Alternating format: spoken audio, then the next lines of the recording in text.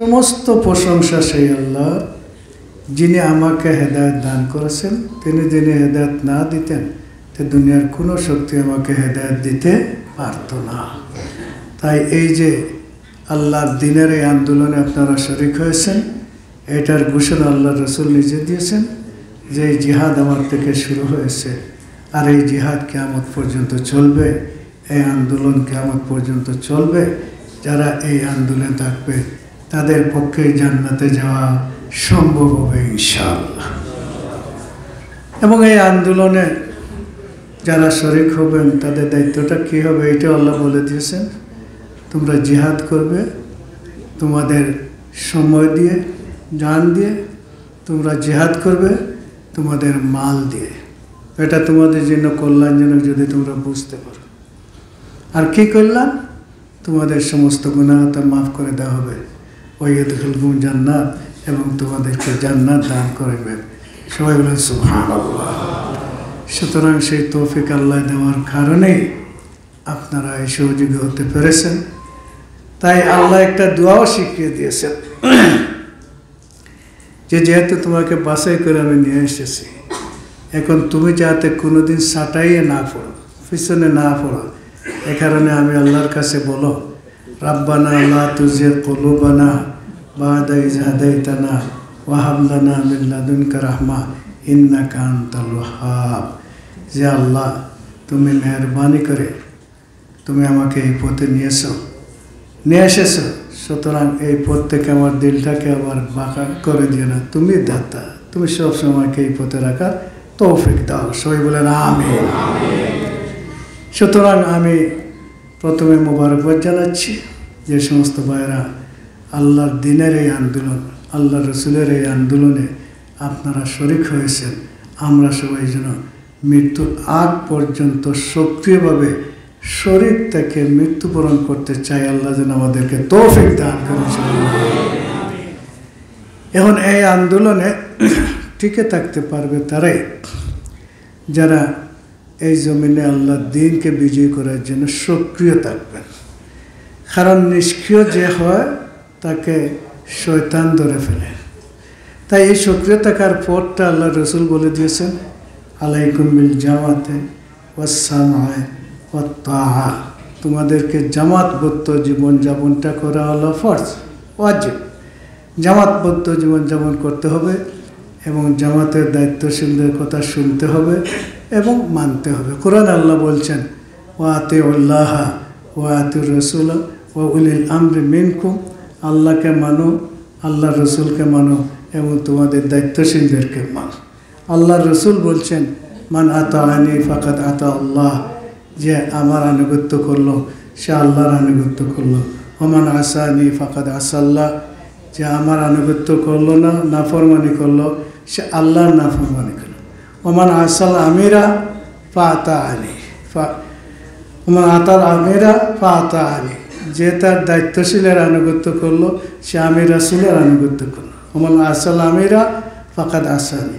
আর যে তার দায়িত্বশীলের নাফরমানি করলো সে আমি রাসূলের নাফরমানি করলো। এইভাবে জামাতবদ্ধ জীবন যাপন করে আনুগত্যের মাধ্যমে সক্রিয়ভাবে যদি আমরা থাকি তাহলে ইনশাআল্লাহ কোরআনে আল্লাহ রাব্বুল আলামিন আল্লাহ রসুলকে শিখিয়ে দিয়েছেন, কুল আউযু বিরাব্বিন নাস মালিকিন নাস ইলাহিন নাস মিন শাররিল ওয়াসওয়াসিল খান্নাস আল্লাযী ইউওয়াসওয়িসু ফি সুদুরিন নাস মিনাল জিন্নাতি ওয়ান নাস।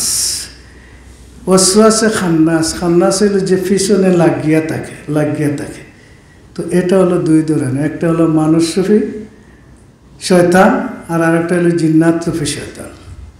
এই মানুষরূপী শয়তানটা জিন্নাতরূপী শয়তানের চেয়ে ডেঞ্জারাস। এই কারণে জিন্নাতরূপী শয়তান যেদিন আসে তাহলে আল্লাহ কোরআনে বলছেন, ইম্মা ইয়ানজাগিন্না শায়তান ফাস্তাইজ বিল্লাহ। সেদিন মনে করো শয়তানে কোনো কুমন্ত্রণা তোমার ভিতরে দিছে, তাহলে আল্লাহর আশ্রয় চাও। কিন্তু এই মানুষরূপী শয়তান থেকে বাঁচার জন্য আল্লাহ যে কথাটা বলেছেন সেটা হলো, ওয়াজাহিদু ফিল্লাহি হাক্কা জিহাদি হুয়া জিতাবাকুম। তুমি জিহাদ করো জিহাদের হক আদায় করো, কারণ এর জন্য তোমাকে বাছাই করা হয়েছে। তাই আমাদেরকে আল্লাহ বাছাই করেছেন বলে আমরা সবাই মন উজাড় করে আল্লাহর শুকরিয়া আদায় করি, সবাই বলে আলহামদুলিল্লাহ। সুতরাং এখন এই জিহাদ আমাদেরকে করতে হবে। এই জিহাদটা হলো যে তুমি নিজে বাঁচো, তোমার পরিবারকে বাঁচাও, তোমার জাতিকে বাঁচাও। এই তিনটা সেক্টরে আপনাকে জিহাদ করতে হবে। আজকে আমাদের সামনে আসছে, আমরা অল্প দিনে দেখছি, কিছুদিন আগে যে ফেসিস্ট শক্তি ছিল সেখানে এই জাতির অবস্থাটা কী ছিল, দলমত নির্বিশেষে সবাই খুবই কষ্টের মধ্যে ছিল, আর ইমানদাররা তো কষ্টতে বেশিই ছিল। এটা থেকে আল্লাহ আমাদেরকে মুক্ত করে আজকে একটা পরিবেশ দিয়েছেন। তাই যে পরিবেশ, যাদের শাহাদাতের বিনিময় আমরা পেলাম, যাদের আহত আর বিনিময় পেলাম, আল্লাহর কাছে দরখাস্ত আমরা করি তাদেরকে শহীদ হিসেবে আল্লাহ কবুল করেন, আর যারা আহত আছে তাদেরকে যেন আল্লাহ সুস্থ করে দেন। সুতরাং আজকের এই পরিবেশটা পাওয়ার পরে আমরা যদি এই জিহাদে সক্রিয় না হই, আমি সময়টা বেশি করে না দেই, আমার সম্পদটা আমি বেশি করে না দিই, তো যে নিয়ামত আল্লাহ দিয়েছেন এটা আমাদের হাত থেকে নিয়ে নেবে। হয়তো এর থেকে আরও কঠিন কোনো জালিমকে আমাদের উপরে দিয়ে দেবে।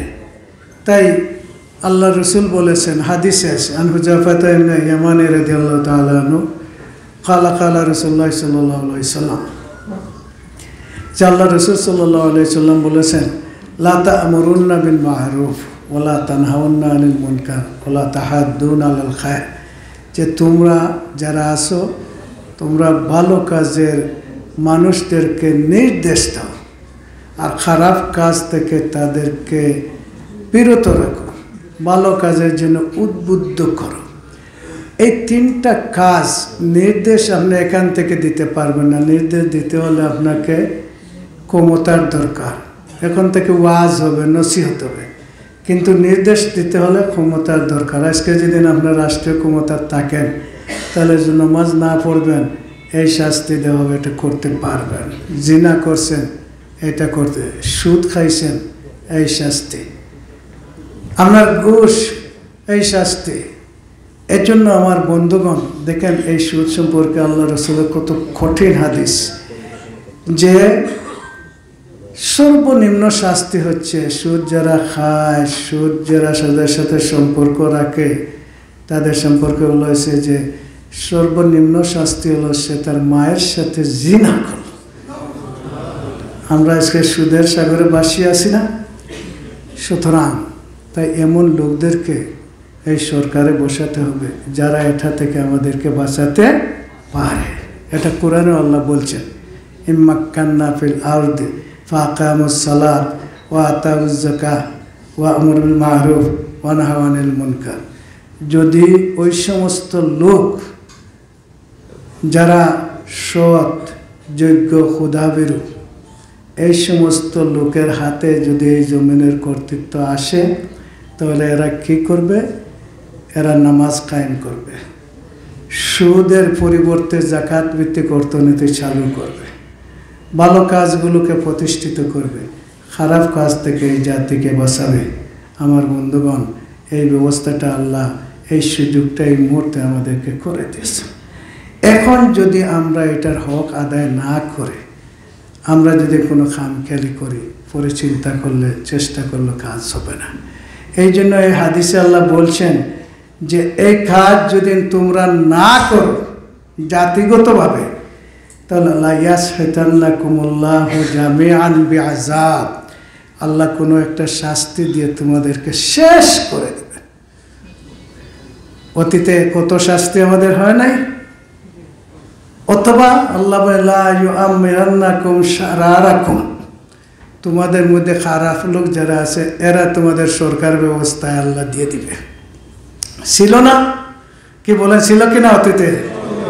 এই দেখুন, এই দেখেন, এই যে বাটের খেল নিজের পুয়ায়ও কিলা একটা কথা আছে আমাদের সিলেটি ভাষায়, এই কারণ কিছু আমরা খাইছি এটা আমাদের জানা নাই। তো এটা আল্লাহ রসুল বলছেন যে এই সুযোগটা পাইলে, এই তিন কাজ যদি তোমরা না করো, তোমাদের সরকারি ব্যবস্থায় এই ধরনের লোকদেরকে নিয়ে যেতে না পারো, তাহলে তাদের পরিবর্তে ওই খারাপ লোকগুলো আবার এখানে বসবে, এরা তোমাদের উপর জুলুম করবে। সুম্মা ইয়াদু খিয়ারুকুম ফালা ইস্তাজাবা লাকুম, তোমাদের ভালো লোক আল্লাহর কাছে দোয়া করবে হাত তুলে, আল্লাহ একটা দোয়াও কবুল করবেন না। আও কামা ক্বাল আলাইহিস সালাতু ওয়াসসালাম। সুতরাং এই সুযোগটা আমরা পেয়েছি, আল্লাহ আমাদেরকে এই সুযোগ করে দিয়েছেন।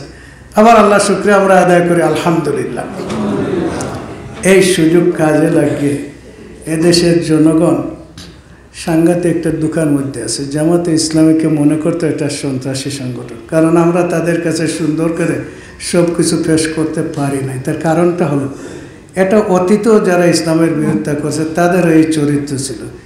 হামানের এই চরিত্র ছিল, নমরুদের ছিল, ফেরাউনের ছিল, আবু জেহেল ছিল, আবুল আহবের এই চরিত্র ছিল। কি চরিত্র? কোরআনে বলা হয়েছে ওয়াকালু, তারা একসাথে সবাইকে জমা করে বলতো লা তাসমাউ লিহাযাল কুরআনা ওয়ালগাউ ফীহি, যে তোমরা এই কোরআনের কথা শুনবে না, আর যেখানে এই কোরআনের কথা হবে সেখানে গন্ডগোল করো, মারামারি করো, কাটাকাটি করো। ওয়ালগাউ ফীহি, তাহলে এই জমিনে তোমরা বিজয়ী থাকবে। তাই বাতিলের এইটা সিস্টেম, মসজিদের ইমামকে কথা বলতে দিবে না, খুতবা সুন্দর করে দিতে দিবে না, সুদের বিরুদ্ধে কথা বলতে দিবে না, এরপরে ঘুষের বিরুদ্ধে কথা বলতে দিবে না, তার স্বার্থের বিরুদ্ধে কথা বলতে দিবে না, এটা তো কোরআনে আল্লাহ বলছেন। সুতরাং সেই আবু জেহেল, আবুল আহব আজকে আছেন কিনা বলে? আছে। এই সব কিছুর পরও এখন একটা সুযোগ আল্লাহ রাব্বুল আলামিন দিয়েছে। এই সুযোগটা হলো এদেশের সরকার পরিবর্তনের সিস্টেমটা হলো নির্বাচন। তাই অতীতে যত নির্বাচন হয়েছে, একটা নির্বাচন ঠিকমতো হয় নাই। আমরা আশা করছি আগামী নির্বাচনটা একটা সুস্থ নির্বাচন হবে ইনশাআল্লাহ। এখন যদি এই জাতিকে আমরা বুঝাতে না পারি তাহলে আমাদের ব্যর্থতা। আমরা যদি হক আদায় করে সময় দিতে না পারি, নিজের জান কুরবান না করতে পারি, তাদেরকে বুঝাতে না পারি, তাহলে তারা তো ওই কাজ করবে। এই কাজটা, এটা উদাহরণ আছে, এটা ঈসাই ঘটনা উদাহরণ। যা যে লোক চলছে এখন, পানির প্রয়োজন নিচেরা, এদেরকে পানি উপরে এরা দেয় না, তখন এরা কী করলো? পানি চাইলে যখন পানি দিল না, তখন এরা বললো তারা কোড়াল আনো, কোড়াল দিয়ে এটাকে কাটা শুরু করলো। এখন বলেন যেদিন পানি উঠা শুরু করে, তাহলে শুধু নিচেরা মরবে না উপরেরা মরবে? বলেন খালি নিচের মরবে? তাই হাজার হাজার কলোনির মধ্যে অশিক্ষিত লোকগুলা পড়ে রয়েছে, তাদের সন্তানগুলো পড়ে রয়েছে। আজকে এরা দেখবেন এই কুদে সন্ত্রাসী এই সমস্ত জায়গা থেকে বেশি সৃষ্টি হচ্ছে। তাই ওদের বিষয়ে আমরা কী ব্যবস্থা নিচ্ছি? আমরা ওদেরকে মানুষ বানানোর চিন্তা করছি। আমার সন্তান আছে, আমি চেষ্টা করি যে এগিয়ে আমেরিকায় পাঠাই, লন্ডনে পাঠাই, বড় ব্যবসা করি, বাণিজ্য করি, যাতে আমাদের সন্তানেরা বিবিধা শান্তিতে থাকে। কিন্তু আমি কি কোনোদিন চিন্তা করছি যে আমার বিবি, আমার সন্তানদেরকে জাহান্নাম থেকে বাঁচানোর জন্য আমি কী করলাম?